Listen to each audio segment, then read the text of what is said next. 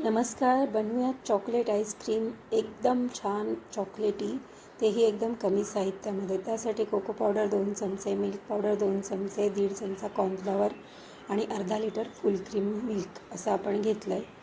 कढईमध्ये थोडं पाणी टाकून त्याच्यामध्ये आपण दूध गरम करणार आहे आणि दुधातलंच थोडंसं दूध आपण वाटीमध्ये काढून ठेवलं आहे. बाकीचं दूध कढईत टाकून छान हलवून असं गरम करणार आहे. सतत ते ढवळत राहायचं म्हणजे खाली लागत नाही. एक 5 मिनटं असं उकळून घ्यायचं आपण. आणि जे दूध आपण बाजूला ठेवलं होतं त्यातलं थोडंसं दूध एका वाटीत काढून त्याच्यामध्ये मिल्क पावडर मिक्स करून घ्यायची. तसंच दुसऱ्या वाटीमध्ये कॉर्नफ्लॉवर आणि कोको पावडर असं दोन्ही मिक्स करून ते पण छान ढवळून घ्यायचं.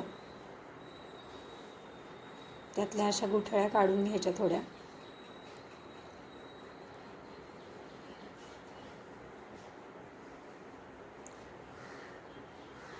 दोन्हीतल्याही गुठळ्या आपण काढून घेतलेल्या आहेत. नंतर आपण जे कढईत दूध गरम करायला ठेवलं होतं त्याच्यामध्ये हे दोन्ही हळूहळू टाकून घ्यायचं. असं ढवळत राहायचं आणि सारखं गुठळी होऊ द्यायची नाही. असं सतत ढवळत राहायचं. आणि त्याच्यातून मिल्क पावडर पण आपण टाकणार आहे. ती पण अशी ढवळून घ्यायची छानपैकी मिक्स करून.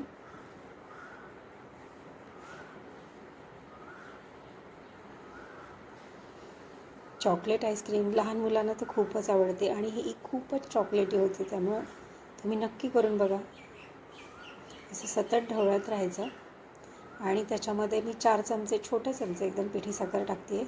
मिल्क पावडरमुळे त्याला गोडसरपणा येतोच, त्यामुळं कमी टाकते मी खूप.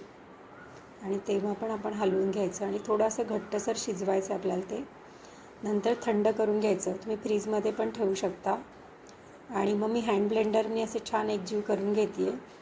तुम्ही आपल्या मिक्सरच्या भांड्यातसुद्धा करू शकता. असं काही नाही की हँड ब्लेंडरच पाहिजे. आणि ह्याच्यामध्येच आपण इसेन्स टाकत नाही, तर त्याच्याऐवजी मी अर्धा चमचा कोको पावडर टाकते आहे. त्यानंतर पण आपण असं छान एकत्र करून घ्यायचं ते.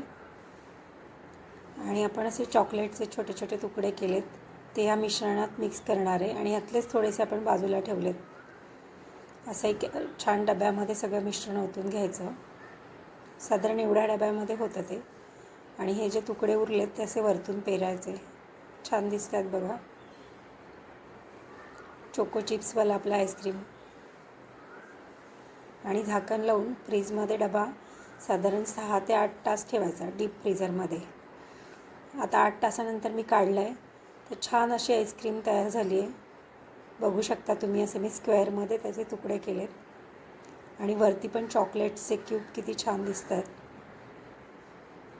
आणि चवीला तर खूपच भन्नाट होतं ही आईस्क्रीम. बच्चे कंपनी एकदम खुश होतात. नक्की करून बघा. रेसिपी आवडली तर लाईक करा, सबस्क्राईब करा आणि कमेंट करा. थँक्यू.